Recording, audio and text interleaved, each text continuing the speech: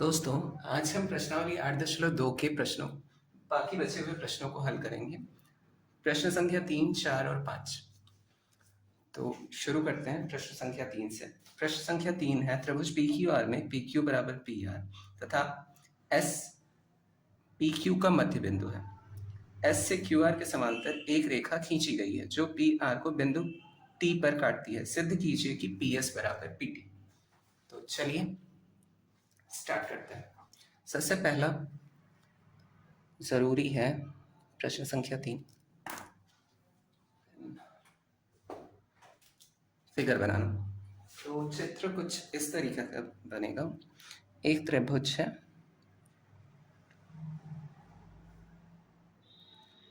PQR, और इसी के समांतर एक रेखा है, मध्य बिंदु है ST। चलिए इसे हल करते हैं। दिया है त्रिभुज PQR में जो जो दिया है वो देख लेते हैं। PQ बराबर PR ये दिया हुआ है। तो अच्छा, अगर किसी भी समद्विबाहु त्रिभुज है, अगर भुजाएं बराबर होती हैं, उनके सामने के कोण परस्पर क्या हो जाते हैं, समान हो जाते हैं। तो हम लिख सकते हैं कि कोण R बराबर कोण Q, है ना। PQ के सामने की भुजा कोण R, भुजा PQ के सामने का कोण R है, और ऐसे ही PR के सामने का कोण Q है। तो लिख दिया, इसे मान लेते हैं समीकरण नंबर 1। अब ये भी दिया है कि ST समांतर है QR के, इसीलिए देखिए ST समांतर है QR के, तो क्या हो जाएगा, कोण PST बराबर कोण PQR। PST बराबर PQR, ये वाला कोण और ये वाला कोण क्या कहलाएंगे, संगत कोण, है ना। और कोण PTS बराबर कोण PRQ, वही सेम PTS बराबर PRQ। क्या लिखेंगे रीजन, संगत कोण बराबर होता है।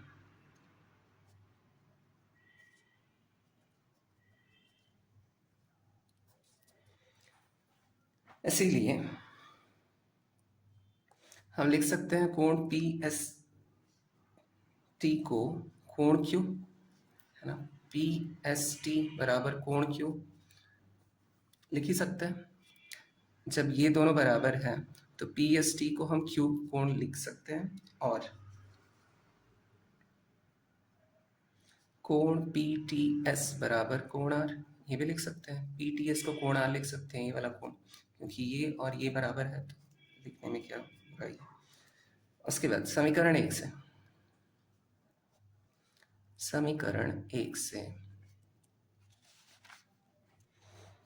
कोण PST बराबर कोण PTS बिल्कुल लिख सकते हैं, क्योंकि अगर कोण R और कोण Q बराबर है तो हम लिख सकते हैं ना, ये दोनों बराबर डायरेक्ट। अब अगर बताइए दोनों कोण आपस में बराबर हैं तो सामने की दोनों भुजाएं भी बराबर होंगी। अगर दोनों कोण PST, ये कोण बराबर ये कोण, तो ये भुजा बराबर ये भुजा हो जाएगी, तो वही लिख रहे हैं। इसीलिए PT बराबर PS, और यही सिद्ध करना था हमें। इतने सिद्धम। सॉरी फ्रेंड्स, इतनी देर से वीडियो अपलोड करने के लिए पर्सनल रीज़न की वजह से बहुत लेट हो गया। फिर जो नेक्स्ट वाला वीडियो आएगा वो बहुत जल्दी, मतलब कल 9.1 का वीडियो अपलोड कर दूंगा, फर्स्ट पार्ट, और उसके बाद अब जल्दी जल्दी अपलोड करने की कोशिश करूंगा। चलिए अगले क्वेश्चन की तरफ बढ़ते हैं।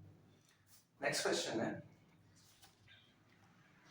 यदि किसी चतुर्भुज के विकर्ण परस्पर लंब हैं तो सिद्ध कीजिए कि इसकी भुजाओं के मध्य बिंदुओं को मिलाने वाले रेखाखंड एक आयत बनाते हैं। चलिए अब इससे सॉल्व करते हैं। प्रश्न संख्या 4। अब देखिए बोल रहा है कि कोई एक चतुर्भुज, हाँ, कोई एक चतुर्भुज है। चलिए एक चतुर्भुज बना लिया। इसे बना लिया। उसके बाद बोल रहा है कि इसके परस्पर मध्य बिंदुओं को मिलाने पर, चलिए इसका नाम दे देते हैं हम A B C and D. अब इसको चलिए ए बी को मध्य बिंदु पी काट रहा है और बी सी को मध्य बिंदु क्यू काट रहा है और ए डी को मध्य बिंदु एस काट रहा है और डी सी या सी डी को मध्य बिंदु आर काट रहा है। अब ये कहने का इसका मतलब तात्पर्य है कि अगर किसी चतुर्भुज के मध्य बिंदुओं को मिलाने वाली रेखा, अगर इन रेखाओं को हम आपस में मिला दें, ऐसे मिला दें, तो ये जो बनेगा एक चतुर्भुज, ये भी चतुर्भुज ही बनेगा, समांतर चतुर्भुज। तो कह रहा है कि एक आयत बनेगा, यही प्रूव करना है। चलिए इसके विकर्ण भी खींच लेते हैं। मतलब इसी चतुर्भुज का विकर्ण खींच लेते हैं और इसके मिड पॉइंट को हम नाम दे देते हैं ओ। ठीक है, इतना फिगर बन गया। अब चलिए माना, अब मानना जरूरी है क्योंकि हमने सब कुछ मान के तो किया है इसमें। माना ए बी सी डी एक चतुर्भुज है, एक चतुर्भुज है और ए सी तथा बी डी विकर्ण है।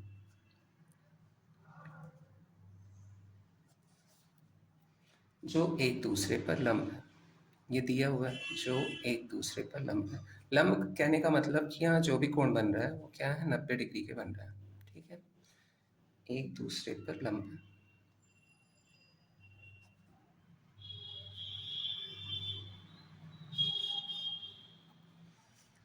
और देखिए इससे लिखना आवश्यक है क्योंकि हमने सब कुछ इसमें मान के अपने से खुद से ड्रॉ किया है, इसलिए लिखना बहुत ज़रूरी है। और P, Q, R तथा S क्रमशः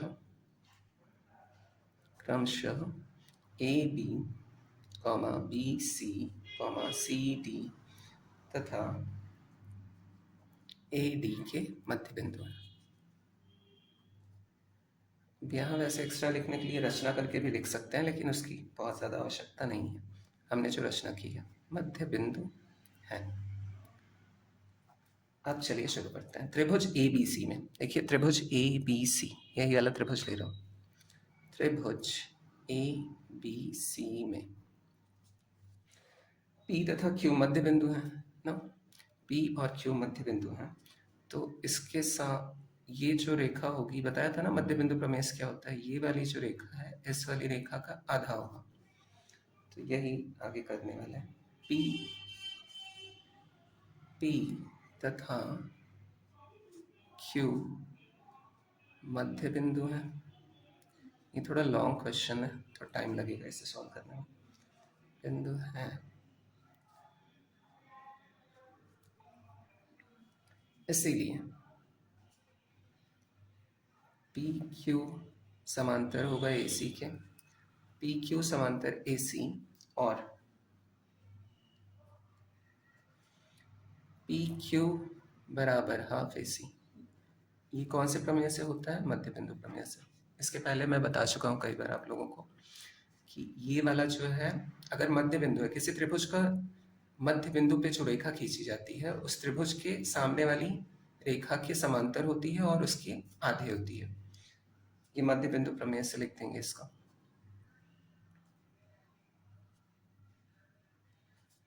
मध्य बिंदु प्रमेय से इसे मान लिया मैंने समीकरण नंबर 1। ठीक, अब आगे हल करते हैं।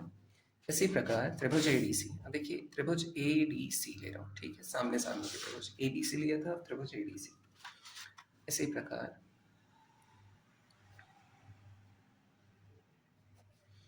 त्रिभुज एडीसी में आर तथा एस मध्य बिंदु है। इसमें आर तथा एस मध्य बिंदु है।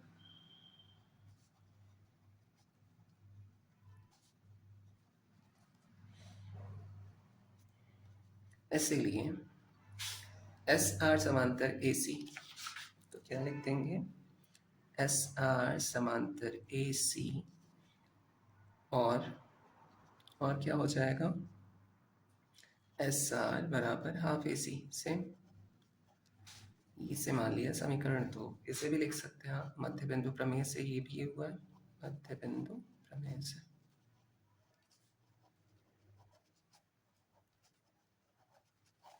ठीक, अब समीकरण 1 व 2 से हम तुलना करते हैं दोनों को। समीकरण 1 व 2 से यदि PQ समांतर AC, यदि PQ समांतर AC है, यदि, यही तो दिया है, यदि PQ समांतर AC तथा SR समांतर AC, तब देखिए दोनों के AC के समांतर है तो आपस में भी तो समांतर होंगे दोनों। क्या लिख देंगे, PQ समांतर SR। और क्या दिया है, दिया है PQ बराबर हाफ AC और SR बराबर हाफ AC। दोनों बराबर हाफ AC है तो क्या लिख सकते हैं हम, डायरेक्ट दिख रहा है, सॉरी, तब हम डायरेक्ट लिख सकते हैं कि PQ बराबर SR। ये हो गया। अब इसी प्रकार क्रमशः BCD व त्रिभुज BAD से अगर हम प्रूव करें तो हमें मिल जाएगा PS। इसी प्रकार अगर प्रूव करना हो, वैसे इसकी ज़रूरत नहीं है लेकिन ये लिख सकते हैं क्योंकि, और देखिए अभी ये दिया है ना, क्या बोलते हैं, लंब है, इसे लेके भी प्रूव कर सकते हैं, लेकिन ये पॉइंट मैं लिखवा दे रहा हूँ अपनी तरफ से। क्रमशः त्रिभुज BCD, आमने सामने के त्रिभुज लेके हम एक और सिद्ध कर सकते हैं। इससे ये साबित हो जाएगा कि आमने सामने की भुजाएं क्या हैं, आपस में बराबर है। BCD व त्रिभुज BAD, कहने का मतलब ये वाला त्रिभुज एक बार, फिर ये वाला त्रिभुज लेंगे तो ये बराबर ये निकल के आएगा, तो ये वाली भुजाएं आपस में बराबर हो जाएंगी, ये वाली भुजाएं। तो आयत में क्या होता है, आमने सामने की भुजाएं बराबर होती हैं। तो एक तरीका ये भी है, थोड़ा सा आगे और आप लोगों को समझाऊंगा। एक तरीका ये भी है, तो इसीलिए वाला पॉइंट लिखवा रहा हूँ। BAD में अगर सिद्ध करेंगे तो हमें निकल आएगा PS समांतर RQ या QR तथा PS बराबर RQ, यही मिलेगा हमें। अब देखिए आगे एक काम करते हैं, ये दिया है, ये वाला पॉइंट आप लोग नोट कर सकते हैं, चाहे नहीं भी नोट कर सकते हैं, कोई प्रॉब्लम नहीं। हमने दो चीज़ों को प्रूव कर लिया ना कि PQ बराबर SR, तो यही काफ़ी है। और आगे हम जो लंब दिया है उसे लेके प्रूव कर सकते हैं कि वो एक आयत है। और दिया है AC लंब है किस पे, AD पे ना, विकर्ण आपस में लंब है, ये लिख लेंगे, दिया है। अब देखिए हम ये दिया है तो इसीलिए क्या हो जाएगा कि PQ लंब है PS पे, PQ, देखिए PQ लंब है PS पे, और इसी प्रकार SR लंब है तथा SR लंब है QR पे। अच्छा, ऐसा क्यों लिखेंगे हम, इसका रीजन ये है, यदि रीजन जानना सबसे इंपॉर्टेंट है, तभी तो समझ में आएगा क्वेश्चन। यदि दो रेखाएं आपस में लंब है, ठीक है, यदि दो रेखाएं आपस में लंबवत है या लंब है, लंबवत है, तब उसके समांतर रेखाएं भी परस्पर लंबवत होंगी। तब उसकी समांतर रेखाएं भी परस्पर लंबवत होंगी, लंबवत होंगी।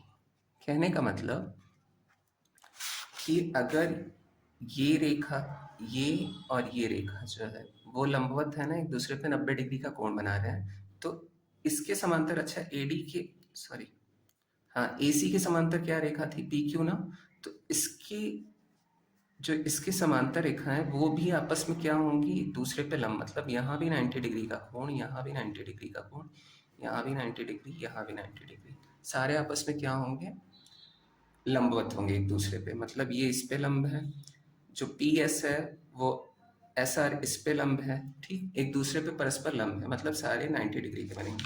अगर देखिए किसी चतुर्भुज के सारे कोण जो है 90 डिग्री के बने, वो या तो क्या होगा, सॉरी, हाँ हाँ, वो या तो क्या होगा, वर्ग होगा या तो आयत। तो हम लिख सकते हैं अतः अतः अतः पी क्यू आर एस एक आयत है। अतः पी क्यू आर एस एक आयत है, यही प्रूव करना था हमें। इति सिद्धम।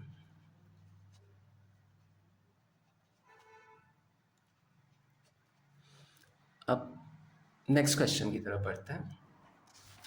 नेक्स्ट क्वेश्चन है सेम, इस पे विकर्ण परस्पर लंब थे, अब इसमें थोड़ा सा चेंज करके पूछ लिया है कि चतुर्भुज एक समांतर चतुर्भुज होगा, ये हमें प्रूव करना है। सिद्ध कीजिए कि किसी चतुर्भुज की क्रमागत भुजाओं के मध्य बिंदुओं को मिलाने वाले रेखाखंड से बना चतुर्भुज एक समांतर चतुर्भुज होगा, यह हमें प्रूव करना है। तो चलिए नेक्स्ट वाला भी सेम कुछ कुछ वैसा ही है। फिर सबसे पहले फिगर ड्रॉ कर लेते हैं। फिगर कुछ ऐसा बनेगा, इसके भी मध्य बिंदु, चलिए इसे भी मान लेते हैं ए बी सी डी, और इसका देखिए जो आयत वाला मैंने आप लोगों को इससे पहले वाला क्वेश्चन समझाया, उसमें एक पॉइंट मैंने यहाँ जो कराया था वो क्लियर रखिए ना। यहाँ जो इसी प्रकार बी सी डी व त्रिभुज बी ए डी में पी एस समांतर आर क्यू तथा पी एस बराबर आर क्यू सेम ले लिया था ना, तो इससे भी इसके डायरेक्ट बात भी हम लिख सकते हैं कि अतः पी क्यू आर एस एक आयत है, सीधे लिख सकते हैं बिना इस पॉइंट को लिखे ए सी। लेकिन यहाँ मेंशन किया हुआ था क्या कि ए सी लंब है एडी पर, इसलिए इसे इंक्लूड कर दिया मैंने।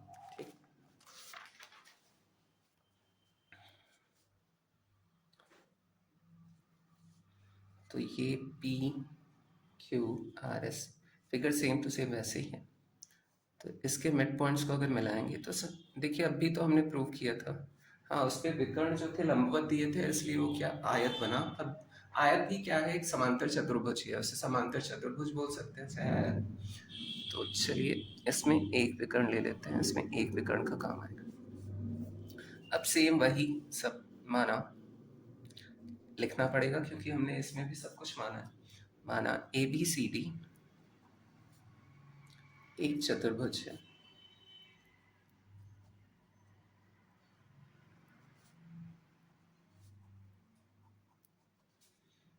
तथा P Q R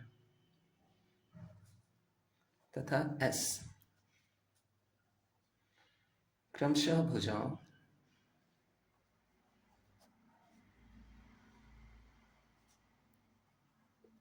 A B comma B C comma C D तथा डी ए के मध्य बिंदु है। सेम सब कुछ वही माना बिंदु है।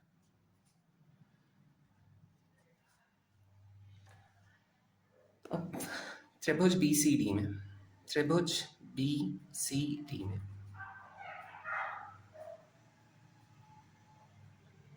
सी डी में आर क्यू समांतर डी बी, आर क्यू समांतर डी बी दिया हुआ है ना,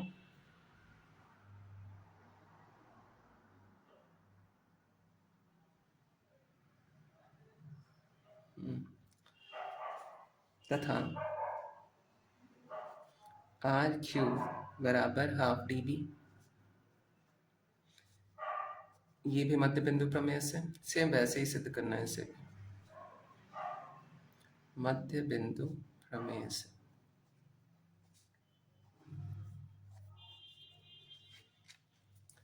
अब लेते हैं त्रिभुज उसी के सामने का त्रिभुज ए बी डी या ए डी बी, कुछ भी ले लीजिए। त्रिभुज ए बी डी में एस पी समांतर डी बी तथा एस पी बराबर हाफ डी बी। समीकरण नंबर 2, ये मध्य बिंदु प्रमेय से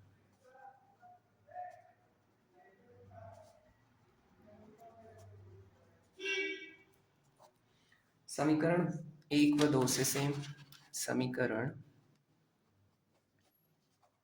1 व 2 से हम लिख सकते हैं कि आर क्यू समांतर एस पी है ना। आर क्यू अगर डी बी के समांतर है और एस पी डी बी के समांतर है तो क्या हो जाएगा, आर क्यू सीधे एस पी के समांतर हो जाएगा तथा आर क्यू बराबर एस पी तथा आर क्यू बराबर एस पी ना। क्योंकि आर क्यू बराबर हाफ डी बी है और एस पी बराबर हाफ डी बी है तो सीधे लिख सकते हैं आर क्यू बराबर एस पी। अतः पी क्यू आर एस, अगर देखिए सामने सामने की भुजाएं बराबर हैं तो क्या हो जाएंगी, समांतर, सॉरी, अगर भुजाएं बराबर हैं तो क्या हो जाएंगी, वो समांतर चतुर्भुज। तो लिख सकते हैं समांतर चतुर्भुज सारे हैं, जैसे कि वर्ग हो गया वो भी एक समांतर चतुर्भुज है, आयत हो गया वो भी समांतर चतुर्भुज है, और समांतर चतुर्भुज तो खुद समांतर चतुर्भुज है। तो इसलिए अगर सारे, अगर इसके मान लीजिए सारे जो सॉरी सारे जो इसकी भुजाएं हैं वो बराबर भी निकल आती हैं तो भी वो क्या कहलाएगा, एक समांतर चतुर्भुज कहलाएगा। तो सीधे सीधे हम लिख सकते हैं अतः पी क्यू आर एस एक समांतर चतुर्भुज, समांतर चतुर्भुज है, यही सिद्ध करना था। सिद्धम। तो सॉरी दोस्तों इतना लेट से वीडियो अपलोड करने के लिए, ये मैं बता भी चुका हूँ आप लोगों को। जो नेक्स्ट वाला एक्सरसाइज है वो कल शाम तक ही मैं अपलोड कर दूंगा, इसके बाद कोशिश करूँगा कि बहुत जल्दी जल्दी अपलोड करें। तो थैंक्स फॉर वॉचिंग वीडियो, फिर मिलते हैं नेक्स्ट वीडियो में, टेक केयर।